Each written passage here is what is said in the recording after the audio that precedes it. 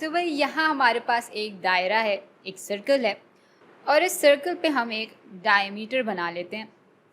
तो ये है हमारा डायमीटर। अच्छा, अब हम एक ट्रायंगल बना लेते हैं इस सर्कल के अंदर, जिसकी एक साइड जो है वो ये डायमीटर होगी। तो यूँ इस डायमीटर के बिल्कुल दूसरी तरफ एक एंगल होगा और उसका वर्टेक्स कुछ इस तरह से सर्कमफ्रेंस पे बैठ रहा होगा और ट्रायंगल की तीसरी साइड कुछ इस तरह की होगी।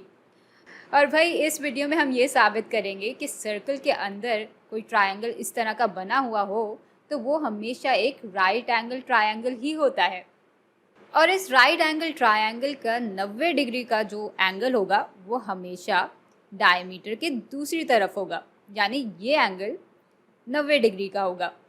अभी के लिए हम ये एंगल नहीं दिखाते क्योंकि हम इस वीडियो में यही बात साबित करने वाले हैं। तो चलिए फिर काम शुरू करते हैं। यहाँ अगर आप गौर करें तो ये एक इंस्क्राइब्ड एंगल बन रहा है क्योंकि ये दोनों कॉर्ड्स हैं और ये इंस्क्राइब्ड एंगल इस आर्क को काट रहा है, यानी सबटेंड कर रहा है। फिलहाल इस एंगल को थीटा से दिखा देते हैं। चलें अब बनाते हैं दरमियानी एंगल जो कि इसी आर्क को काट रहा हो। तो यहाँ पे भी अगर हम एक रेडियस निकाल दें तो हमारे पास एक ऐसा दरमियानी एंगल आ जाएगा जो कि इसी आर्क को सबटेंड कर रहा होगा, यानी इसी आर्क को काट रहा होगा। अब पिछली वीडियो में हमने बहुत दफ़ा साबित कर लिया था कि जब एक इंस्क्राइब्ड एंगल और एक दरमियानी एंगल एक ही आर्क को काट रहे हों तो इंस्क्राइब्ड एंगल बराबर होता है इस दरमियानी एंगल के आधे के। या इसकी बिल्कुल उलट बात भी हम कर सकते हैं कि जब इस तरह की सूरत हाल बनती है तो ये दरमियानी एंगल इस इंस्क्राइब्ड एंगल के दुगने के बराबर होता है। तो भाई अगर ये थीटा के बराबर है तो ये दरमियानी एंगल बराबर होगा 2 ज़रब थीटा के, यानी 2 थीटा के। अब यहाँ से हमें एक और मज़ेदार चीज़ पता चलती है। भाई ये साइड भी आर के बराबर है, यानी रेडियस के बराबर है, और ये साइड भी आर के बराबर है।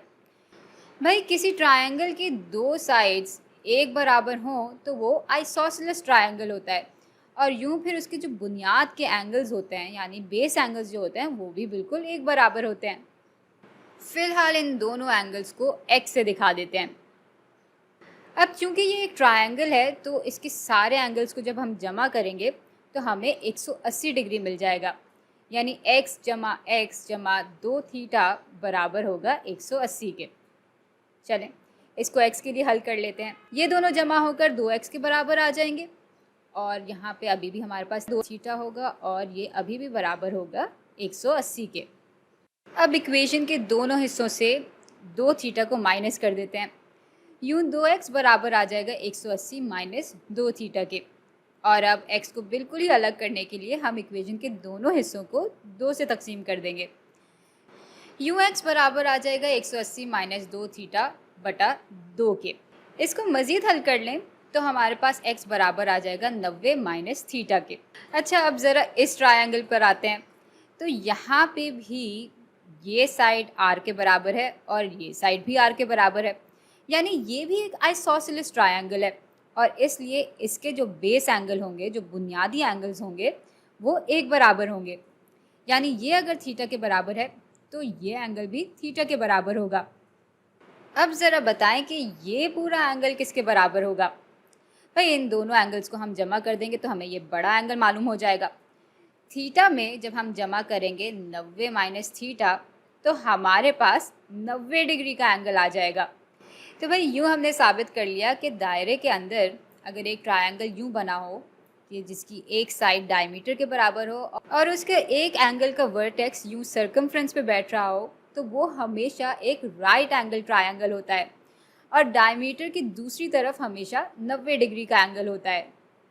चलिए एक और मिसाल को देख लेते हैं। अब यही डायमीटर इस्तेमाल करते हैं और मिसाल के तौर पे यहाँ पे एक एंगल है इसका और ये वर्टेक्स जो है सर्कमफ्रेंस पे बैठ रहा हो और यूँ अगर हम एक ट्रायंगल बना लें तो ये एंगल 90 डिग्री के बराबर ही होगा और ये पूरा जो ट्रायंगल है वो राइट एंगल ट्रायंगल होगा। या अगर हम इस किस्म का एक ट्रायंगल बना लें जिसमें यही डायमीटर इस्तेमाल हो रहा है, यानी एक साइड इसकी डायमीटर के बराबर है और एक एंगल का वर्टेक्स यूँ सर्कमफ्रेंस पे बैठ रहा है, तो भाई डायमीटर की दूसरी तरफ ये जो एंगल है वो 90 डिग्री के बराबर होगा और ये ट्रायंगल भी राइट एंगल ट्रायंगल होगा। तो ये बात यूँ हर इस किस्म के ट्रायंगल पर लागू होगी।